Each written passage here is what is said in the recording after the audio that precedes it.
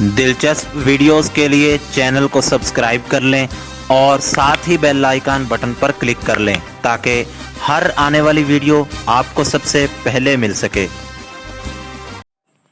Episode 1 पेशकश मीरे कारवां।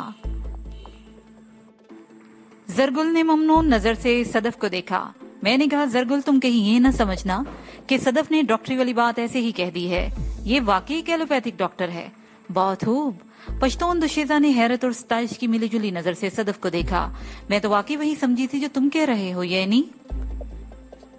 जरगुल ने जुमला अधूरा छोड़कर एक मर्तबा फिर से तारीफ अमेज अंदाज में सदफ को देखा।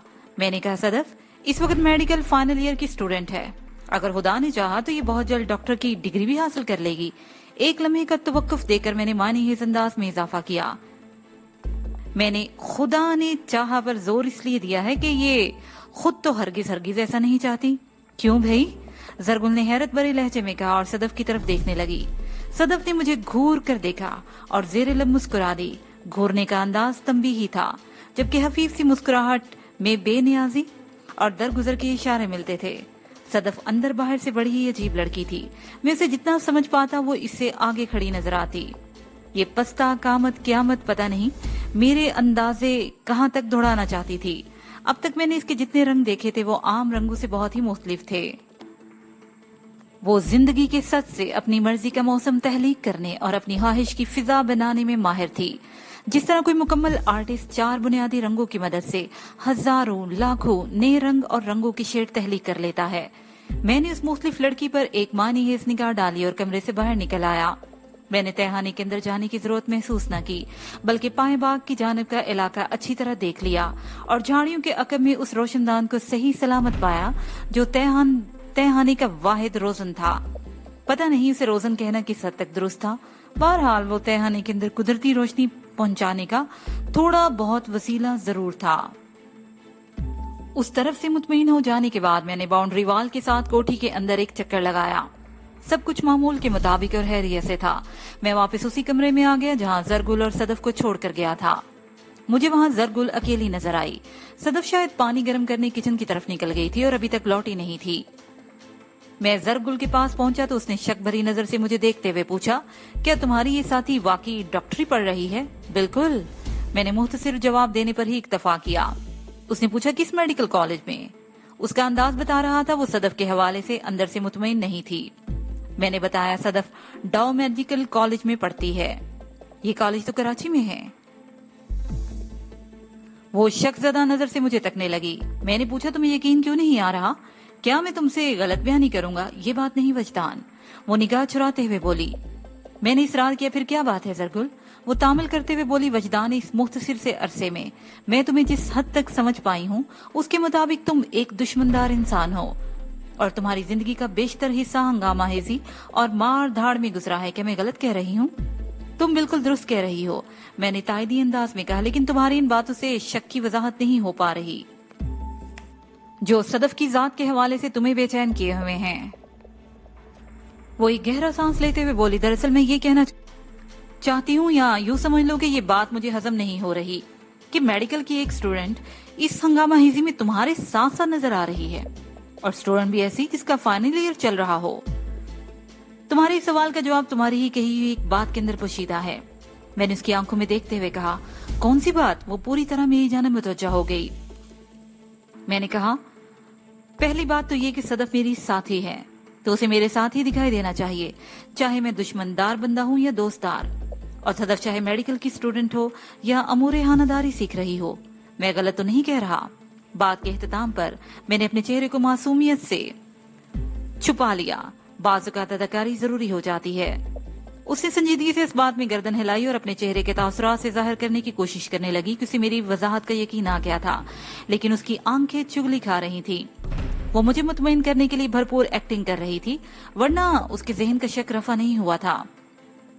और जहां तक मेरे चेहरे के तासुरात की बात है तो मैंने भी उसे वही तासुर देने की कोशिश की थी जो मेरे दिलो दिमाग में नहीं था। मुमकिन है उसने मेरी भी चोरी पकड़ ली हो, लेकिन मुझ पर जाहिर न किया हो। जैसा कि मैं अपने ख्यालात उससे छुपा रहा था, अगर मैं उसकी आंखों में देख रहा था तो इसका मतलब यही था कि वो भी मेरी आंखों में ही देख रही थी।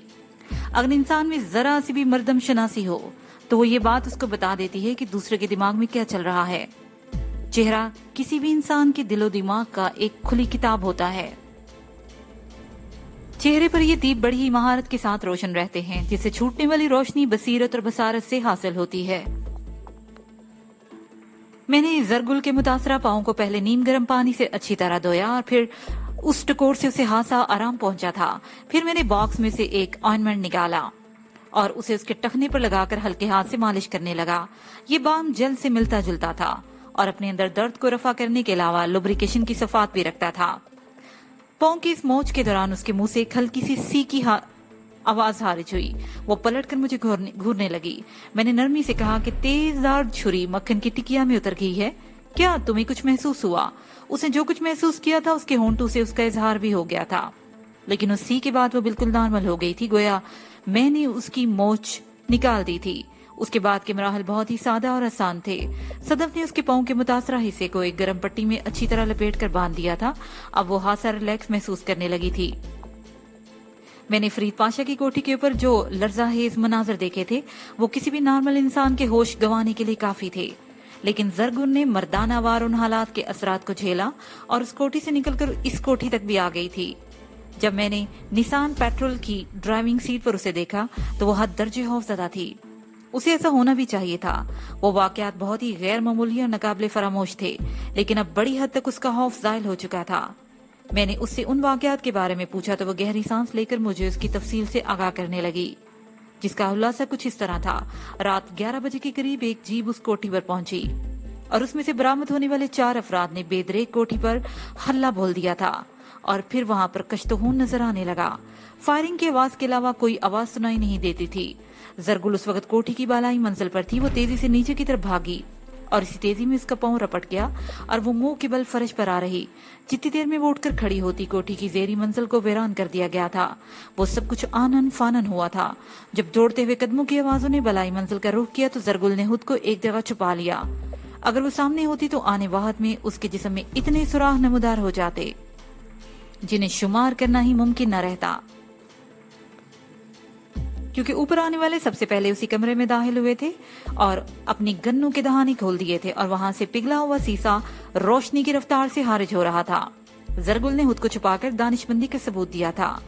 تھوڑی دیر کے بعد وہاں سناٹا چھا گیا۔ زرگل نے ایک جھرجھری لیتے ہوئے بتایا، میں کافی دیر تک چھپی بیٹھی رہی۔ وہ تو میری قسمت اچھی تھی کہ میں تم لوگوں کو زندہ سلامت نظر آ رہی ہوں، ورنہ اگر ان لوگوں کو ذرا سا بھی شبہ ہو جاتا کہ اس کمرے میں کوئی موجود ہے تو وہ گولیوں کی بچھاڑ سے میرے بدن کو تار تار کر دیتے۔ کیا تمہیں حملہ آوروں کے بارے میں کچھ اندازہ ہے؟ میں نے پوچھا، حالانکہ اس سلسلے میں حقیقت جان چکا تھا۔ وہ بولی، میں ان کے بارے میں کچھ بھی نہیں جانتی، اتنا جان پائی ہوں وہ بہت ہی صفاک اور درندہ صفت لوگ تھے۔ میں نے ان کی درندگی اور صفاکی کا ثبوت کوٹھی کی زیری منزل پر دیکھ لیا تھا۔ سیکیورٹی گارڈ، اللہ دیتا، تحسین اور اس کی بیوی۔ وہ اس کے آگے کچھ نہ کہہ سکی اور ایک جھرجھری لے کر خاموش ہو گئی۔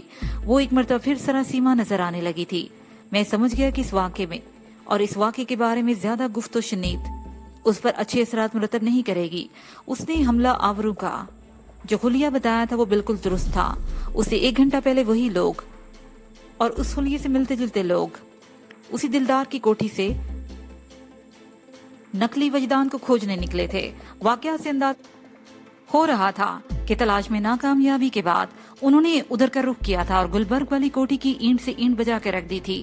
وہ لوگ مجھے تو نہ پا سکے، لیکن میرے ساتھیوں کو خون سے نہلا کر چلے گئے۔ وہ چاروں میری وجہ سے موت کے منہ میں چلے گئے تھے۔ اس خیال نے مجھے بہت ہی غمزدہ کر دیا تھا۔ میں ان کی بربادی کا ذمہ دار بڑی حد تک خود کو محسوس کر رہا تھا۔ دشمنی کی دنیا میں یہی سب کچھ ہوتا ہے۔ یہ نہیں دیکھا جاتا کہ اصل دشمنی کس شخص سے ہے، کس فرد سے ہے۔ انتقام لینے کی خاطر پورے کے پورے خاندان کو نیست و نابود کر دیا جاتا ہے۔ بعض اوقات ایسے فرد بھی اس انتقام کی بھینٹ چڑھ جاتے ہیں جن کا کوئی قصور نہیں ہوتا، نہ ہی دشمنی میں حصہ۔ گہیوں کے ساتھ گھن کا پس جانا اسی حوالے سے مشہور ہے۔ بہرحال منشا اینڈ کمپنی نے اپنی شکست کا بدلہ لینے اور کھسیاہٹ کو مٹانے کے لیے پاشا کی کوٹھی میں کشت و خون کا بازار گرم کر دیا تھا۔ وہ ایک ایسے شیطان صفت اور فرعون مزاج انسان کی خوشنودی حاصل کرنے میں درندہ بن گیا تھا جو ہمارے ہاتھوں جہنم واصل ہو چکا تھا۔ زیادہ امکانی سی بات کا تھا کہ چودھری دلدار نے دھرتی ماں کے سینے سے اپنا اچھا خاصا بوجھ اتار دیا ہوگا۔ उसके बचने की उम्मीद बहुत ही कम थी। कुछ लोग धरती का बोझ उठाने का फखर हासिल करते हैं और कुछ उसके लिए बोझ होते हैं, यानी उनकी जात बाइस निदामत और मुलामत होती है। चौधरी दिलदार का शुमार आहरुल जिक्र अफराद में होता था और ये फखर नहीं बल्कि डूब मरने का मकाम था। अपनी दास्ताने गम के आहर में जरगुल ने बताया कि वो किस तरह निसान पेट्रोल में बैठकर उस कोठी से इस कोठी में पहुंची। वैदान, तुम यकीन करो कि उन दुरंदों ने उस कोठी में जो वहशतनाक मनाजर तहलीक किए, कोई एक लम्हे के लिए भी वहां नहीं रुक सकता था। मैं जानता हूँ, सब जानता हूँ, मैंने तसल्ली से कहा। हम यहाँ आने से पहले वहीं से होकर आए हैं। मैंने खुद अपनी आंखों से वहां की सारी सूरत हाल को मुलाहिजा किया है। वो यकटुक मुझे देखे जा रही थी। उसके बयान से वाज़ेह होता था कि उसने मंशा की तहरीर करदा नोटिस को नहीं पढ़ा था। दीवार पर चिस्पा और इत्तला नामे पर उसकी नजर नहीं पड़ी होगी, वरना वो इसका जिक्र जरूर करती। वो बताने लगी कि मैं इंसान जीप में किस तरह यहाँ पहुंची। ये मैं और मेरा खुदा ही जानता है। मैं जानती थी तुमसे मुलाकात सिर्फ दो जगहों पर हो सकती है, एक उस कोठी में और दूसरा इस कोठी में। मैं इस कोठी में तो एक लम्हा भी रुकने की हिम्मत नहीं कर पा रही थी, इसलिए इधर निकल आई। हालांकि मुझे मालूम था कि तुम तो सैयदपुर जा चुके हो, मगर मैं क्या करूं। उस वक्त जो मेरी समझ में आया मैंने किया। वो चंद लम्हों के लिए खामोश हो गई। उसकी बातों में कभी तो तसलसल नजर आता और कभी बेतरतीबी झलकने लगती। वो बात को आगे बढ़ाते हुए बोली, यहाँ पहुंचकर मुझे कोठी का गेट बंद नजर आया। अगर ये सिर्फ बंद होता तो मैं इसे बाहर से या अंदर जाकर खोल लेती, लेकिन इस पर मौजूद ताले ने मुझे बेबस कर दिया और मैं गाड़ी में रहते हुए तुम्हारा इंतजार करने लगी, जबकि तुम तो सैयदपुर रवाना हो चुके थे। वो फिर रुकी और फिर दीवारों की तरफ देखते हुए बोली और गर्दन को झटकते हुए बोली, पता नहीं इन लम्हात में मैं पागल हो गई थी और मुझे ये भी नहीं मालूम कि कब मेरी आंख लग गई। फिर दरवाजे पर तुम्हारी जोरदार दस्तक ने मुझे बेदार किया था। मैंने उसकी हालत के पेश नजर दिलजोई जरूरी समझी। जरगुल, जिन लोगों ने हमारे आशियाने को सपुर्दे आजाब किया है और हमारे साथियों को हलाकत के जिम्मेदार बने हैं, हमने उन्हें भी शदीद नुकसान पहुंचाया है। तुम फिक्र न करो, हम आइंदा भी उनका चैन सुकून गारत करते रहेंगे। वो मेरी बात सुनते सुनते अचानक चौंकी, फिर पूछने लगी, वजदान, तुम तो सैयदपुर जा चुके थे, वहां तुम्हारे दोस्त फरीद पाशा के वालिद की तदफीन होने वाली थी, फिर यहाँ वापस कैसे आ गए? तुम्हारी वापसी तो एक दो रोज के बाद होने वाली थी। हाँ, प्रोग्राम तो यही था। मैंने इस बात में सर हिला दिया, लेकिन हालात की संगीनी ने हमें सैयदपुर पहुंचने नहीं दिया और हम मजबूर होकर वापस लाहौर आ गए। और यहाँ आते ही ऐसी मार का अराइयां खुल गई कि आधी रात ही को गुलबर वाली कोठी की तरफ पलट सके। बहरहाल, मैंने सरसरी अंदाज में कहा, इसकी तफसील मैं तुम्हें बाद में कभी सुनाऊंगा, फिलहाल मुझे एक दो जरूरी फोन करना है। सदफ ने मेरी तवज्जो एक नहायती अहम अमूर की तरफ मोड़ दी। वो बोली, वजदान, हमारे मार्को का समर अभी तक करोला की डिक्की में रखा हुआ है। वो बहुत ही मुहतात अल्फाज इस्तेमाल कर रही थी। उसकी निगाह दाश्त बहुत जरूरी है। वो हमारे लिए तुरप का पत्ता है। अगर वो हमारे हाथ न रहा तो बाजी मारना इतना आसान नहीं होगा और बहुत ही मुश्किल हो जाएगा। ठीक है, मैंने भी ढका छुपा अंदाज इख्तियार किया। मैं उस कीमती तोहफे को निहायती इज्जत एहतराम के साथ डिक्की से निकालकर अंदर पहुंचाता हूँ ताकि उसकी निगरानी और निगहदाश्त मौसर अंदाज में हो सके। मैंने फोन के इरादे को चंद मिनट मौकूफ कर दिया और बाहर जाकर फैसल को डिक्की से निकाल लाया। मैंने उसे अपने कंधों पर लाद कर उस कमरे में पहुंचाया था। फैसल अभी तक होश में नहीं आया था, लेकिन उसकी हालत खतरे से बाहर थी। वो कामल जिंदा था और उसे जिंदा ही रहना चाहिए था, कम से कम उस वक्त तक जब तक मैं उसे इस्तेमाल करके चौधरी नवाज अली को अपने सामने झुकाने में कामयाब न हो जाता और अपनी जिंदगी साहिल तक रसाई हासिल न कर लेता। मैंने कोठी के अंदर ही एक मजबूत रस्सी तलाश की। अब उस कोठी के अंदरूनी रास्तों और कमरों के बारे में मैं अच्छी तरह से जान चुका था और कौन सी चीज कहाँ पड़ी रहती है ये भी मुझे मालूम हो गया था। हालांकि वहाँ बहुत ही कम अशियाए जरूरत पड़ी थी, क्योंकि वो कोठी इन दिनों फॉर सेल का तगमा सजाए बैठी थी। और इत्तेफाक ऐसा था कि जब से पाशा की जिंदगी में मेरी एंट्री हुई थी, वहाँ रौनकें सी लग गई थी और इन रौनकों का मरकज और महवर तहखाना था, जहाँ तक रसाई के लिए एक महसूस तकनीक का सहारा लेना पड़ता था। मैंने सबसे पहले फैसल के हाथ पांव को रस्सी की मदद से अच्छी तरह जकड़ दिया ताकि वो अपनी मर्जी से उन्हें इस्तेमाल में न ला सके। वैसे तो सरे दस्त उसके जुम्बिश करने की उम्मीद नहीं थी, लेकिन ऐसा हमेशा नहीं रह सकता था। उसे कभी न कभी तो होश में आना ही था और जब भी होश आना था तो उसने बड़ी ही बार आसानी से हंगामा आराई भी करना थी। वो एक मार्शल आर्टिस्ट था और उस फन का तकाजा था कि वो अपनी जून में आने के बाद हाथ पर हाथ रखे न बैठा रहे। हालांकि मैंने रस्सी के ना खुलने वाली बंदिशों से उसे पांव पर हाथ रखने पर मजबूर कर दिया था। ये दुश्मनों को बांधने की एक महसूस टेक्निक होती है जिससे वो बेदस्तोपा होकर रह जाता है। फैसल की तरफ से तसल्ली बख्श अंदाज में फारिग होने के बाद मैं फोन की तरफ बढ़ गया। सदफ और जरगुल को मैंने कमरे में ही रहने दिया था। उनसे छुपाने वाली कोई बात वहां नहीं हो रही थी, इसलिए उनकी मौजूदगी से कोई फर्क नहीं पड़ता था। सबसे पहले मैंने कराची में मिन्हास बाकर से राब्ता किया। आज उसकी इकलौती बेटी शबाना की शादी थी। उस वक्त रात के 2:30 बज चुके थे, यानी इतवार का दिन शुरू हो गया था। तीसरी घंटी पर फोन अटेंड कर लिया गया। मैंने मिन्हास बाकर के बंगले पर फोन किया था। ईयर पीस में मुझे एक मानूस आवाज सुनाई दी। हेलो, कौन है? मैंने पूछने वाले को पलक झपकने में पहचान लिया था। वो मुमताज थी। मुझे उसकी वहां मौजूदगी पर हैरत भी हुई, क्योंकि चंद रोज कबल उसके साथ जो अंधोनाक वाकया पेश आ चुका था, उसके बाद उसे अपने घर से बाहर कदम भी नहीं निकालना चाहिए था। काजी सुल्तान ने पता नहीं अपनी बेटी को दोबारा कैसे कराची भेज दिया था। शबाना के घर में मौजूदगी मुमताज के हेलो कौन है के जवाब में मैंने हैरत भरे लहजे में कहा, मुमताज तुम कहाँ? ओ, तो तुम वजदान बात कर रहे हो? वो भी लबो लहजे से मुझे पहचान गई थी। बताने लगी, मैं बाबा से जिद करके दोबारा आ गई हूँ। तुम तो जानते ही वो आसानी से मेरी बात नहीं टाल सकते। मैं शबाना की शादी में शिरकत किए बिना नहीं रह सकती और मैंने कथा कलामी करते हुए कहा, अच्छा हुआ तुम कराची आ गई। ये जुमला मैंने सिर्फ इसलिए अदा किया था ताकि कथा कलामी को बुरा महसूस ना करे। मैं बाद में तुमसे तफसीली गुफ्तगू करूंगा। इस वक्त मैंने मिन्हास साहब से एक जरूरी बात करने के लिए फोन किया है, जरा उनसे बात करा दो।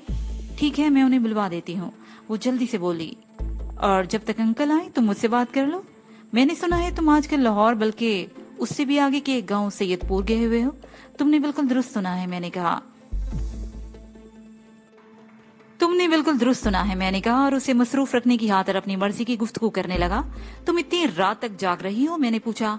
हाँ, हम दोनों ही जाग रहे हैं। उसने बताया, मेरे साथ शबाना भी है। मैंने उसे अंकल मिन्हास को बुलाने के लिए भेज दिया है। मैंने कुरेदने वाले अंदाज में सवाल किया, दोनों दोस्तों में क्या राजो न्याज हो रहे थे? बस हमारी आपस की बातें हैं। वो शोही से बोली, तुम्हें ऐसी निस्वानी बातों के बारे में नहीं जानना चाहिए। मैंने कहा, ठीक है, तुम मुझे अपने बाबा और अम्मा के बारे में बताओ, वो दोनों कैसे हैं? सब ठीक हैं और तुम्हें बहुत ही याद करते हैं। खास तौर पर बाबा तो तुम्हारे गर्विदा हो गए हैं। तुमने 2 मरतबा मुझे बचाया है। वो तुमसे मिलने और तुम्हारा शुक्रिया अदा करने के लिए बहुत ही बेचैन है। वो यकलक खामोश होगी, जैसे उसे कोई जरूरी बात याद आ गई हो। मैंने पूछा, क्या हुआ मुमताज? सॉरी वजदान, मैं एक गैर अहलाकी हरकत कर बैठी हूँ। बाबा कुछ बताओ तो सही। मैंने उसके कल्चर के लहजे में पूछा। ऐसी कौन सी गैर अहलाकी हरकत तुमसे सरजद हो गई है? वो गहरी संजीदगी से बोली, मैं और तुम्हारी साथी साहिल एक साथ अगवा हुए थे। मुझे सबसे पहले साहिल के बारे में पूछना चाहिए था, और मैं कोई दूसरे ही किस्से ले बैठी हूँ। मैं एक बार फिर तुमसे माजरत चाहती हूँ। कोई बात नहीं, मैंने फराहदिली का मुजाहरा करते हुए कहा। अगर तुम्हें ये मालूम हो चुका है कि मैं आजकल सैयदपुर नामी गाँव में मसरूफ हूँ, तो ये बात भी तुम्हारे इल्म में आ गई होगी कि साहिल को कहाँ पहुंचा दिया गया है। क्या अंकल मिन्हास ने तुम्हें इस बारे में कुछ नहीं बताया? हाँ, वो मुझे तुम्हारे और साहिल के बारे में काफी कुछ बता चुके हैं। वो इकरार करने वाले लहजे में बोली, फिर जल्दी से कहा, लो अंकल आ गए, तुम उनसे बात करो। थोड़ी ही देर के बाद मिन्हास बाकर हमसे हम कलाम था। उसने सबसे पहले मेरी हैरियत दरियाफ्त की, क्योंकि रात के इब्तदाई हिस्से में भी मैं उसे कॉल कर चुका था और यहाँ की सूरत हाल के बारे में उसे बता दिया था। मैंने दोबारा से तेजी से बदलती हुई सूरत हाल से उसे आगाह कर दिया तो उसने पूछा, साहिल को बाई एयर कराची भेजा गया या बाई रोड? ये वो सवाल था जो सदफ में मुझसे पूछ चुकी थी, लेकिन अफसोस कि मुझे इस सवाल का जवाब मालूम नहीं था। मैंने कहा, मिन्हास साहब, मैं सिर्फ इतना जान सका हूँ कि उसे दोपहर 3 बजे के करीब यहाँ से लाहौर से कराची रवाना किया गया है। किस जरिए से ये मुझे मालूम नहीं हो सका। ये एक ऐसी अंधेरी गली है कि हम फौरी तौर पर कोई कदम उठाने की पोजीशन में नहीं हैं। मिन्हास बाकर ने इंतहाई अफसोस भरे अंदाज में कहा, बहरहाल तुम फिक्र न करो, मैं कोई न कोई बंदोबस्त तो करूंगा ही, और आने वाली रात से पहले कुछ न कुछ करना ही होगा। तुम्हें तो मालूम है, अच्छी तरह जानता हूँ जनाब। मैंने उसकी बात मुकम्मल होने से पहले ही कहा, कल रात आपकी साहबजादी की बारात आने वाली है। अब तो मैं भी उसकी शादी में शिरकत कर सकूंगा। मेरे लिए ये बेहद खुशी की बात है। वो हल्लू से दिल से बोला, तुम कल कितने बजे तक कराची पहुंच जाओगे? दोपहर से पहले, मैंने जवाब दिया। वो बोला, वजदान, तुमने कबीर शाह और चौधरी दिलदार के साथ जो शानदार सलूक किया है उससे मेरे कलेजे में ठंड सी उतर गई है। चलो, तुम्हारे दुश्मनों के साथ कुछ तो हिसाब किताब हुआ। मैं पहली फुर्सत में अपने डीएसपी दोस्त को उस मरदूद के पीछे लगाता हूँ। साउथ वाले ऑपरेशन के हवाले से कबीर शाह जिंदा या मुर्दा बड़ी ही शिद्दत से कराची पुलिस को मतलूब है।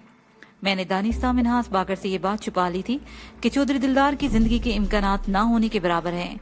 इस दरोगोई से मेरा कोई खास मकसद नहीं था। इस मसलहत का बस एक ही तकाजा था कि बाज़ औक़ात ऐसा भी करना पड़ता है। मैंने कहा, मिनहाज साहब, आपकी मसरूफियात को देखते हुए मैं शर्मिंदा हूँ कि बार बार आपको जहमत देता हूँ, लेकिन ये सब अशद जरूरी था। ऐसी बात ना कहो कि मुझे नादम होना पड़े। वो अपनाई से बोला, मैं तुम्हारे लिए हर वक्त फुर्सत निकाल सकता हूँ। फिर उसने मुझसे पूछा, क्या तुमने अपने ताज़ा तरीन हालात से फरीद पाशा को आगाह कर दिया है? आपके बाद मैं पाशा साहब को ही फोन करने वाला हूँ, मैंने कहा। उसने पूछा, चौधरी नवाज अली के बेटे फैसल का क्या करोगे? उसे मैं अपने हाथ में दबोच कर रखूंगा, मैंने सफाकी से कहा। यह चौधरी नवाज अली की एक ऐसी रग है जिसे दबाने से वो हबीस अंगारों पर लौटने लगेगा। अभी तो दुश्मनी के इस खेल में मजा आएगा। मिनहास बाकर ने कहा, वजदान, तुम्हारी दोस्त साहिल को कराची पहुंचाया जा रहा है या पहुंचाया जा चुका है और तुम भी कल यहीं आ जाओगे, इसलिए बेहतर यही होगा कि फैसल को भी किसी तरह कराची ही मुंतकिल कर लो। यहाँ बैठकर चौधरी नवाज से टाकरे का लुत्फ दोबाला हो जाएगा। हाँ, मेरी कोशिश तो यही होगी। इस सिलसिले में फरीद पाशा से मदद ले सकते हो। उसने कहा कि वो बहुत ही असरो रसूख वाला बंदा है। मैंने ठहरे हुए लहजे में कहा, मेरे जहन में भी यही नाम है। तुम्हें ये तो मालूम हो ही चुका है कि मुमताज यहाँ पहुंच गई है। ईयरपीस में मिनहास बाकर की महसूस आवाज उभरी, बड़ी ही जिद्दी लड़की है यार। मैंने इस बात में जवाब देते हुए कहा, काजी सुल्तान साहब को बहरहाल सोचना चाहिए था। कराची में उसके लिए हथरात की कमी नहीं है। मियाँ जाहिद हुसैन तो जहन्नम वासिल हो चुका है, अब उसकी जगह कोई और आ गया होगा। काजी साहब का अजली दुश्मन वडेरा अकबर सुमरो किसी नेशत से भी गठजोड़ कर सकता है। वो उमरकोट का हाक में वक्त है और चौधरी नवाज अली के उसके दोस्ताना मरासिम भी हैं। मैं तुम्हारी बात को जुटलाऊंगा और ना ही तुम्हारी तशवीश को नजरअंदाज करूंगा।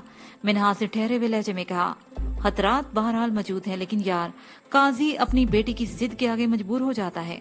मुमताज मचल गई थी कि वो हर कीमत पर शबाना की शादी में शिरकत करेगी।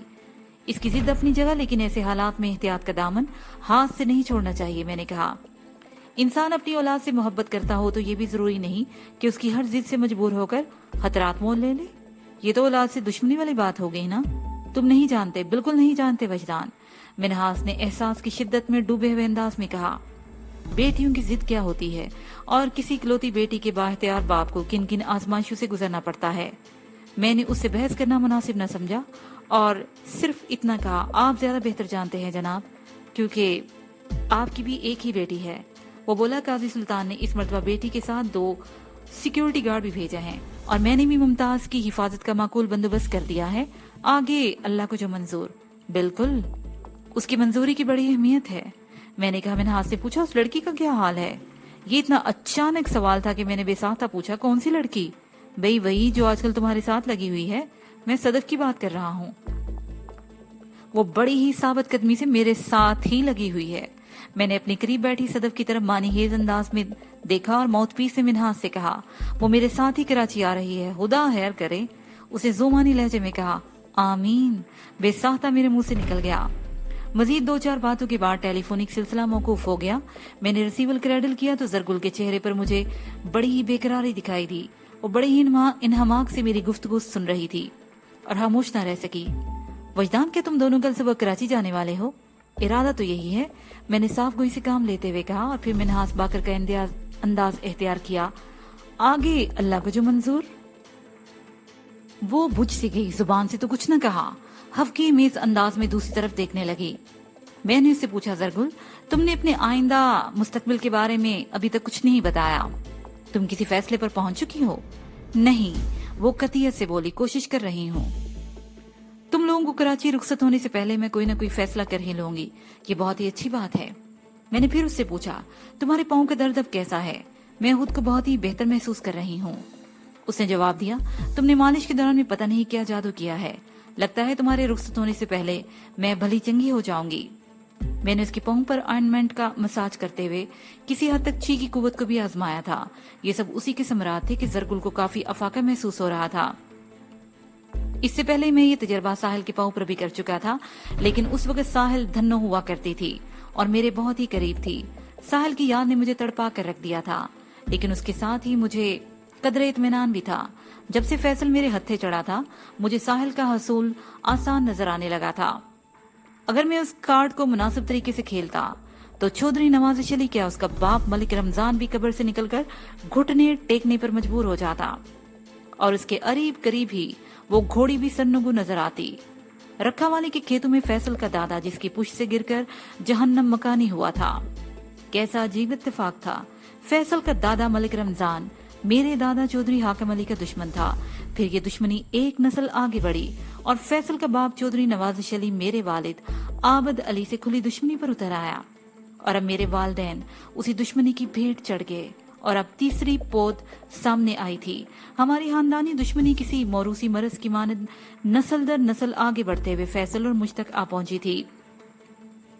आने वाला वक्त ही बता सकता था कि इस देरीना दुश्मनी का ऊंट आगे चलकर किस करवट बैठेगा। मैंने सोचों में डूबने उबरने के दौरान में जरगुल की तरफ ही मतवजा रहा और उससे पूछा, तुम मुझे अपने चचा हिकमतियात के बारे में बहुत कुछ बताने वाली थी कि उसकी तुमसे क्या दुश्मनी है। मैं एक जरूरी फोन कर लूं, फिर तुम्हारी दास्तान भी सुनते हैं। उसने गहरी संजीदगी से कहा, हाँ, तुम एक छोड़ 10 फोन कर लो। मेरी दास्तान सुनने के लिए चाहे तुम्हारे पास कितना ही कम वक्त क्यों ना बचे, मुझे यकीन है मैं तुम्हारे रुखसत होने से पहले अपनी दास्तान मुकम्मल कर लूंगी। मैंने चौंक कर जरगुल को देखा। चौंकने का सबब उसका संजीदा जवाब नहीं बल्कि वो महसूस चुनिंदा अल्फाज थे जो उसने 3 मरतबा एक ही अंदाज में इस्तेमाल किए थे। मुझे उम्मीद है तुम लोगों के कराची रुखसत होने से पहले मैं कोई हतमी फैसला कर ही लूंगा। लगता है तुम्हारे रुखसत होने से पहले मैं भली चंगी हो जाऊंगी और मुझे यकीन है मैं तुम्हारे रुखसत होने से पहले अपनी दास्तान मुकम्मल कर लूंगी। सारा जोर मेरे रुखसत होने पर था। वो दिलकश और दिलनशीन पश्तून दुशेजा अपने समुंदर दिल में पता नहीं क्या ठाने बैठी थी। रात के 3 बज रहे थे। कोई शरीफ इंसान जो किसी दूर दराज गांव में हो, ठंडी ठार रात की इस पहर उसे नींद से जगाना किसी भी तरह शराफत नहीं थी। कजा ये कि वो शख्स चंद घंटे कबल एक ऐसी हस्ती जिसे वो बहुत ही ज्यादा मोहब्बत करता हो हवाला लहद करके भी आया हो, दुनिया में जिसका कोई नेमुल बदल ना हो। लेकिन बाज़-औक़ात अशद जरूरत ऐसा करने पर मजबूर कर देती है। ऐसे ही मौके के लिए कहा जाता है कि दोस्त वो जो मुसीबत के वक्त काम आए, क्योंकि मुसीबत में किसी सच्चे दोस्त ही की तरफ देखा जाता है। फरीद पाशा एक खरा और मिसाली दोस्त था। वो रात के आखिरी पहर भी फोन अटेंड करने में किसी कोताही या सुस्ती का मुर्तकिब नहीं हुआ। उसकी महसूस हेलो मेरी समाज से टकराई तो मैंने कहा, मैं वजदान बात कर रहा हूँ यार, हैरियत तो है? वो तशवीशनाक लहजे में पूछते हुए बोला। इतनी रात के फोन?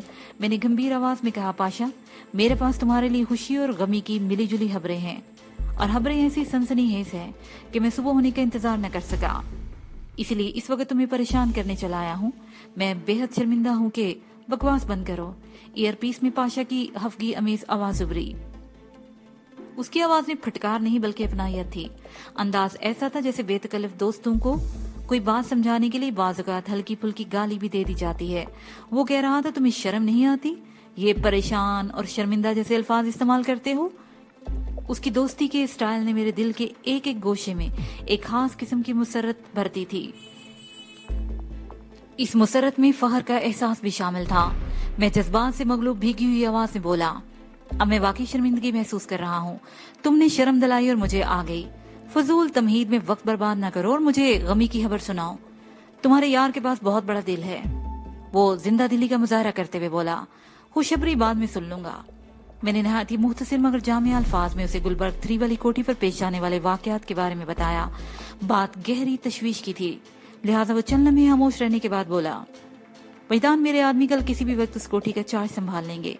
वहाँ के हालात को किस तरह टैकल करना है ये मैं उन्हें अच्छी तरह समझा दूंगा। अच्छा किया तुमने मुझे बर वक्त इतला दे दी।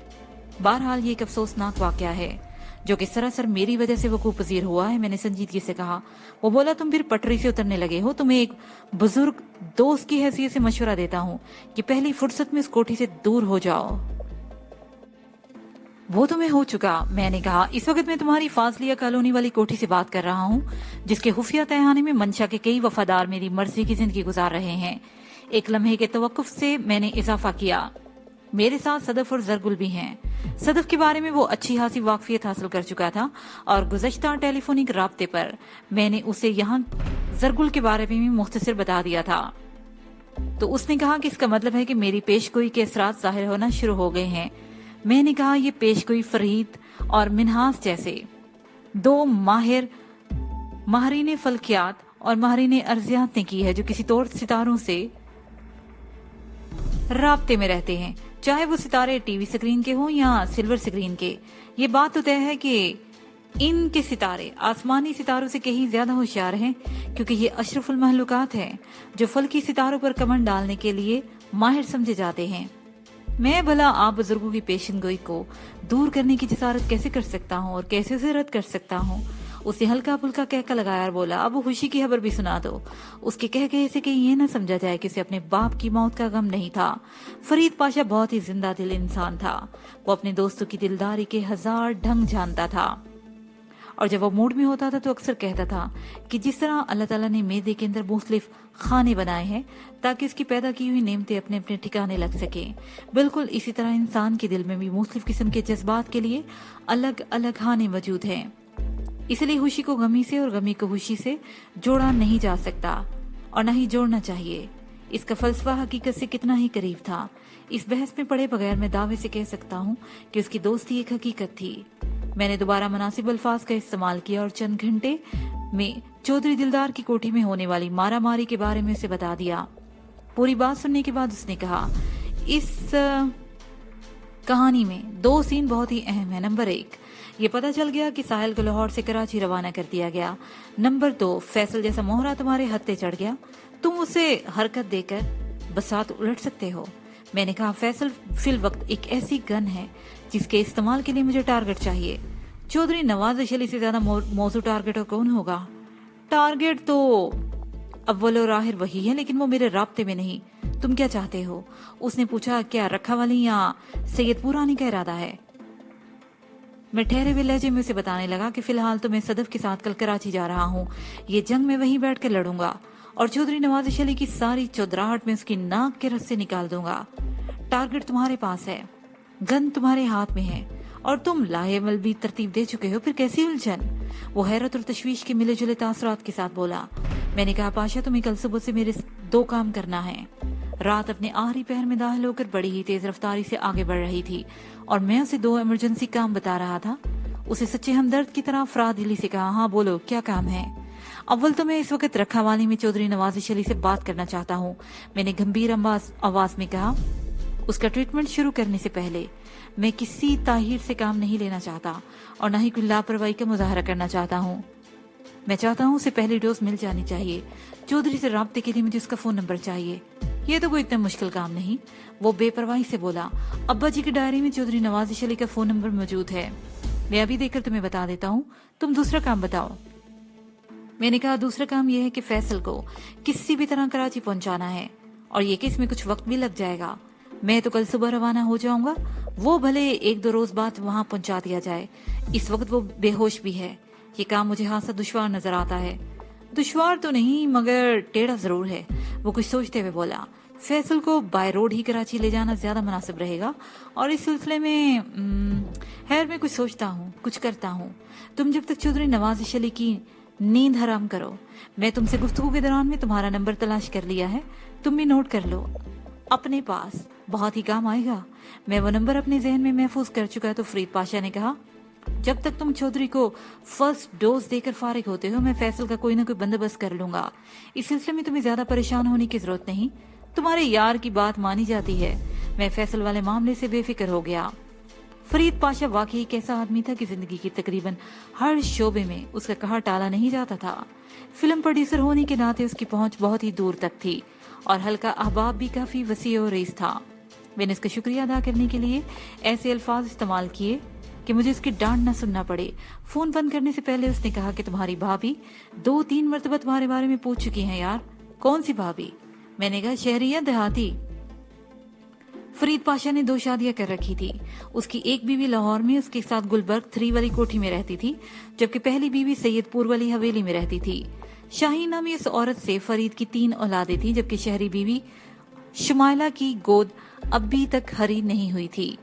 उसने कहा, यार मैं नायला की बात कर रहा हूँ, तुम उसके अगवा की कार्रवाई को नाकामयाब बनाया था ना, इसीलिए वो अपने दिल में तुम्हारे लिए शुक्रगुजारी के जज्बात रखती है, इसीलिए गाहे बगाहे तुम्हारे बारे में पूछती रहती है। वो एक लम्हे को खामोश हुआ, फिर बात जारी रखते हुए कहने लगा, ابھی تو بس اتنا ہی وہ جانتی ہے کہ میری کوٹھی پر کوئی دوست ٹھہرا ہوا ہے جو فون پر مجھ سے بات کر رہا ہے. چلو ٹھیک ہے, تم اپنی دونوں بیویوں کو میرا سلام کہنا. میں نے کہا میں چودھری نوازش کی طرف جا رہا ہوں. Wish you good luck. اسے نیک خواہشات کے ساتھ کال ختم کر دی. اس کے ساتھ ہی یہ پارٹ اپنے اختتام کو پہنچا.